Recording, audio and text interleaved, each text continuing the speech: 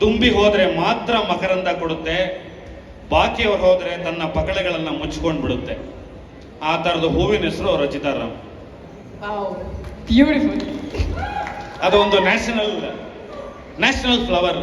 ಅದನ್ನ ಸೆಲ್ವಿಕಾ ರಾಣಿ ಮಾತ್ರ ಮುಡಿಬೇಕು ಅಂತ ಒಂದು ಸಂಪ್ರದಾಯ ಇದೆ. ನಮಗೆ ಹೆಂಗೆ ರಾಷ್ಟ್ರ ಪಕ್ಷಿ, ರಾಷ್ಟ್ರ ಪುಷ್ಪ ಅಂತೆಲ್ಲ ಇದೆಯೋ ಅವ್ರಿಗೂ ಹಾಗೆ ಇದೆ.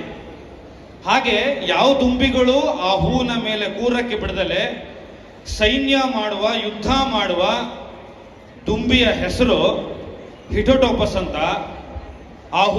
ಆ ದುಂಬಿ ಹೋದ್ರೆ ಮಾತ್ರ ಆ ಹೂ ತನ್ನ ಪಕಳೆಗಳನ್ನು ತೆರೆದು ಪ್ರೀತಿಸುತ್ತೆ. ಆ ದುಂಬಿ ಹೆಸರು ಶ್ರೀನಗರ ಕಿಟ್ಟಿ. ಚೆನ್ನಾಗಿದ್ಯಾ? ಅಕಸ್ಮಾತ್ ಮಳೆ ಬಂದಾಗ ಒಂದೊಂದ್ಸಲ ಈ ಹೂವಿನ ನೇಚರ್ ಬದಲಾಗ್ಬಿಡುತ್ತೆ. ತನ್ನದಲ್ಲದ ದುಂಬಿ ಬಂದ್ರೆ ಒಳಗಡೆ ಹೋಗಿಬಿಟ್ರೆ, ಆ ಹೂ ಹೀಗೆ ಪಕಳೆ ಇರುತ್ತೆ, ಹೋಗ್ಬಿಟ್ರೆ ಆ ಹೂವು ತಾನೂ ಇಲ್ಲವಾಗುತ್ತೆ, ಆ ಹತ್ರ ಬಂದಂತ ದುಂಬಿನೂ ಇಲ್ಲವಾಗಿಸುತ್ತೆ, ಜಗತ್ತಿಗೆ ಉತ್ಕೃಷ್ಟ ಮಕರಂದವನ್ನು ಬಿಟ್ಟೋಗುತ್ತೆ. ಆ ಮಕರಂದದ ಹೆಸರು ಸಂಜು ವಿಟ್ಸ್ ಗೀತಾ ಭಾಗ 2. ಕಥೆಯನ್ನು ಅರ್ಥ ಮಾಡ್ಕೊಳ್ಳಿ.